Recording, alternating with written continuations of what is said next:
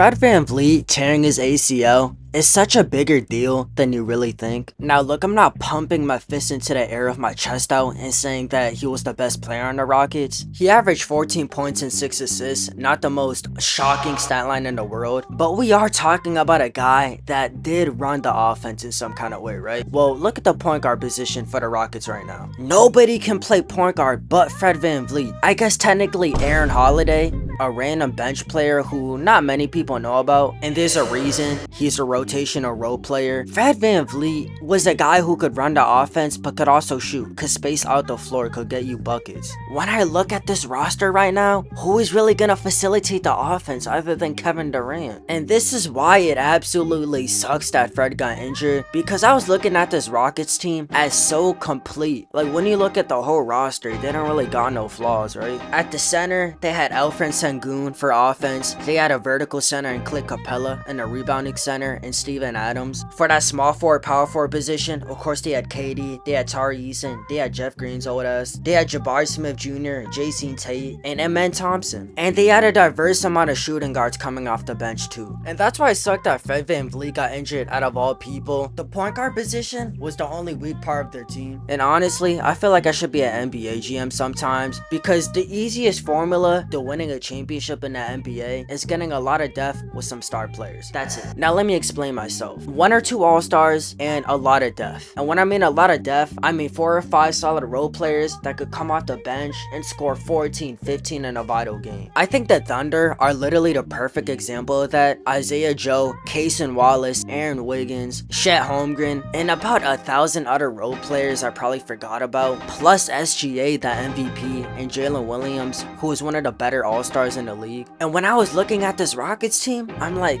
these guys look like the 2025 Thunder. And I know I'm not tripping when I say that. They really do. KD is one of the best players in the NBA. And think about KD coming off an Alfred green screen. And think about KD and the amount of open shots he's about to get with Alfred Sengun, Clint Capella, and Steven Adams sending him screens. This was about to be hell for any defense that faced them. When I looked at the center position, they had offense in Alfred Sengun, another one of the way better all-stars in the league. I mean, you got people calling this dude Baby Jokic, I'm not even kidding. And then he had Amen Thompson, who people are calling the next Kobe. Like, damn. Yeah, damn. How can somebody be that dumb to say that shit? But I'm getting off track. The Rockets had a very balanced team, but if there was one position that it had a weak hole in, it was the point guard position. Because if Fred VanVleet wasn't in the game, they would have to play Aaron Holiday or Reed Sheppard, which Reed Sheppard is injured right now, by the way. And nobody could really run the offense like Fred VanVleet does. He's been on the Rockets for about 2 years now. He knows how to do his job. He knows how to play his role. So I think that's when I was looking at the Rockets, I'm like, okay, Fred VanVleet is really the difference on this team. He was honestly the X factor looking back at it now. Now, am I saying the season is over for the Rockets? No, of course not. They still have a lot of really good young players. Amen Thompson, maybe Reed Sheppard decides to show up a little. Tari Eason and Jabari Smith Jr. both in their 3rd years, correct me if I'm wrong. And they finally got rid of Jalen Green and replaced him with KD. Instantly a top 3 seed. If they're not a top 3 seed, then that would be very concerning. But I definitely see this Rockets team still being very good without Fred. But with Fred, they're in a whole nother tier. Think about the 2024 Celtics, right? We all know how good of a team they were, even without Porzingis. I mean, they beat the Cavs in 5 and they swept the Pacers. But we all know when Porzingis came back, especially in game 1 of those finals, they were unstoppable.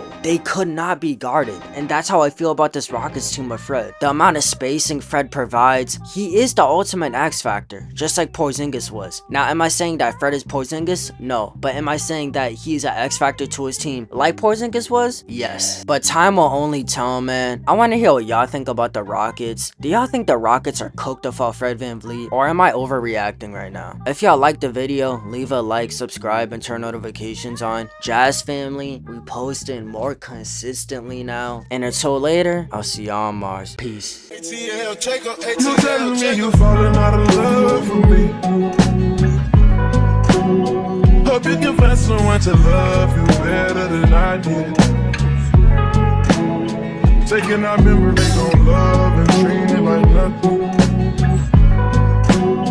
Taking our memories on love and treating it like gossip. It's my love for my grandmother make me gentle when I care for you.